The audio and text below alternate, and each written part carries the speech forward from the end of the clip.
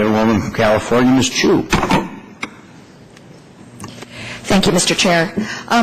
I'd like to ask Mr. Fein pertaining to the business records provision and gag orders. We know that secrecy is essential when conducting any intelligence investigation, but Section 215 orders come armed with significant gag orders that bar the subject of the order from discussing it with anyone. In fact, you have to wait an entire year before you can even challenge the gag order in court. An uninformed person might not even know that they can actually challenge it or how to do it. Judicial review is the essential mechanism that we arm citizens with to ensure that they can protect their rights. But under the Patriot Act, it is practically impossible to bring these cases to court. How can we change the rules? What would be your recommendation with regard to changing the rules surrounding gag orders to more adequately provide innocent Americans with an avenue to challenge them in court? Well, I would authorize them certainly to consult with lawyers and to bring court challenges without waiting, because 1 year all sorts of damage could happen in the interim. Because I believe that the Patriot Act, again, is premised largely on the idea that the government generally never gets it wrong, and the burden is on the citizen to establish their right to be free from government snooping, rather than the burden on the government to say, why are you crossing the threshold of the citizen?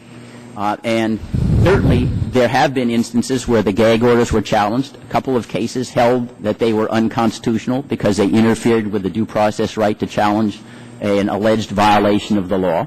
And I do not believe that there's any demonstration. In some of these instances when the gag orders were lifted, the FBI just dropped the investigation without showing that we had a terrorism crime that ensued, because there wasn't that particular authority to keep the entire matter under wraps, if you will.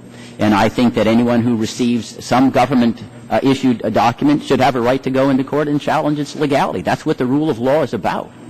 You mean immediately without having to wait a year? Correct.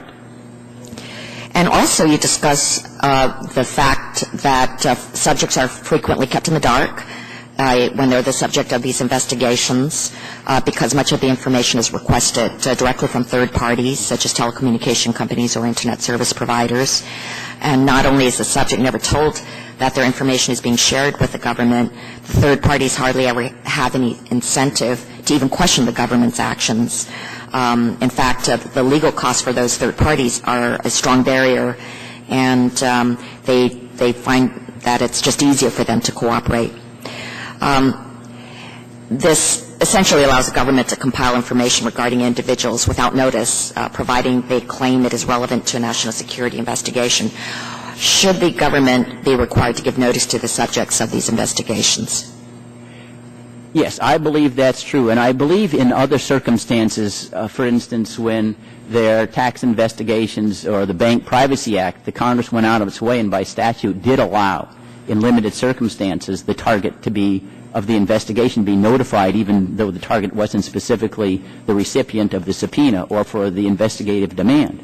And it seems to me more rather than less urgent today to do that, because so much of the data about any individual is in the hand of third-party Internet service providers. It's hard to suggest that you volunteer information on the Internet. It's hard to even live today without having huge stores of information on the Internet. And without being cynical, you're exactly right. The incentive of the provider of the information is to cooperate. They're regulated by the government. They have huge amounts of contracts. I think we discovered that with regard to the cooperation of the telephone companies concerning the President's terrorist surveillance program. They were eager, we'll give you all of our phone records, even without asking for an Attorney General assertion that this is constitutionally mandated, because they've got $10, $20 billion contracts with the Defense Department. And you can't expect them, they're out for their own interests, to defend the third-party target of the investigation. Mr. Barr, I wanted to ask a question about oversight. At the end of last month, the Department of Justice submitted an annual report to Congress that detailed the number of times that the government went to FISA courts for authority to conduct secret electronic surveillance for access to certain business records, and the number of national security letters. And this report found that the government used these special tools much more often than in the past years. For instance, they made 96 applications for access to business records for foreign intelligence purpose, and that's 5 times more than the year before. And the FBI used national security letters to get information on over 14,000 different U.S. persons. That's over double the individuals of the year before.